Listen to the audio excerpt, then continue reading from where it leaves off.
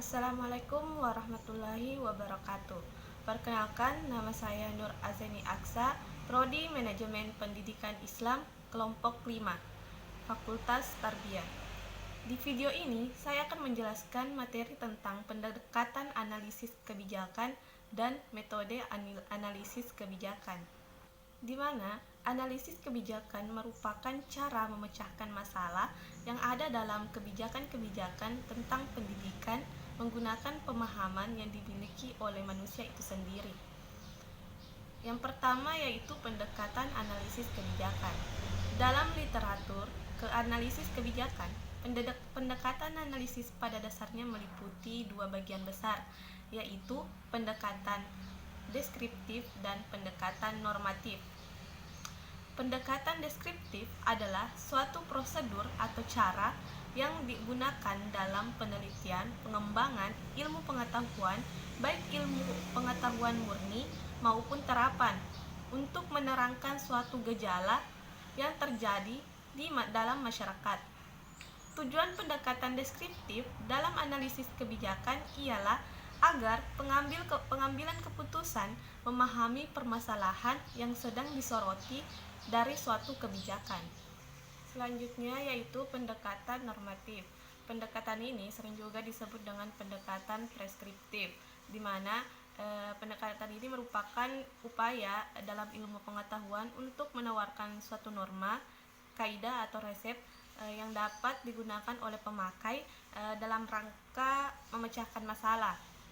Tujuan pendekatan ini adalah membantu mempermudah para pemakai hasil penelitian dalam menentukan dan memilih salah satu dari beberapa pilihan cara atau prosedur yang paling efisien dalam menangani atau memecahkan masalah.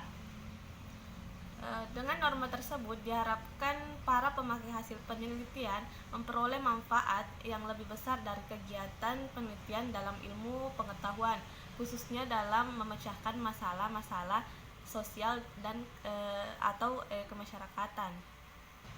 Yang kedua yaitu metode, di mana metode secara metodologis analisis kebijakan dapat dibedakan menjadi dua bagian besar, yaitu metode kuantitatif dengan metode kualitatif.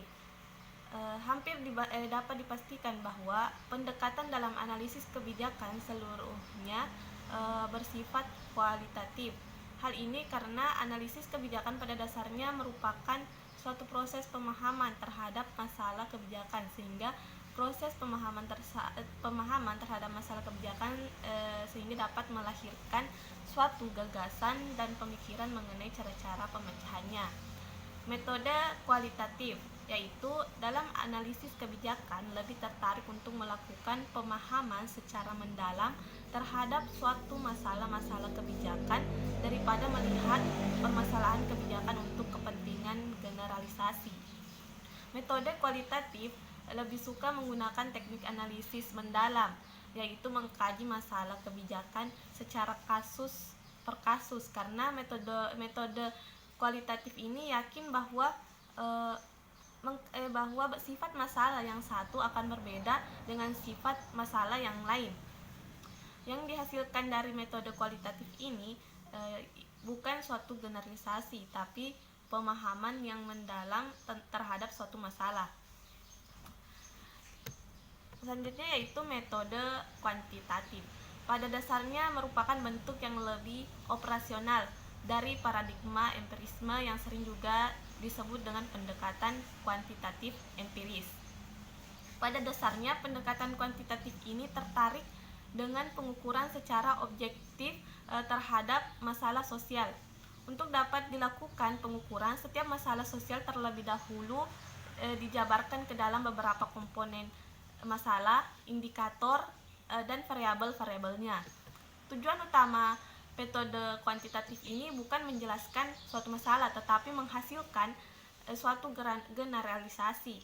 Generalisasi adalah suatu pernyataan kebenaran yang terjadi dalam suatu realitas tentang suatu masalah kebijakan yang diperkirakan akan berlaku pada suatu parameter populasi tertentu. Dengan generalisasi yang dihasilkan ini, para peneliti atau analisis kebijakan dituntut dapat menghasilkan alternatif kebijakan yang dapat diterapkan secara menyeluruh dalam lingkup yang lebih luas. Dapat ditarik kesimpulan bahwa pendekatan dalam analisis kebijakan menggunakan pendekatan deskriptif dan pendekatan normatif. Sedangkan dalam analisis kebijakan, dua paradigma metodologi yang sering dipakai, yaitu paradigma kuantitatif dan paradigma kualitatif. Baik, itulah penjelasan singkat dari saya. Cukup sekian dan terima kasih. Wassalamualaikum warahmatullahi wabarakatuh.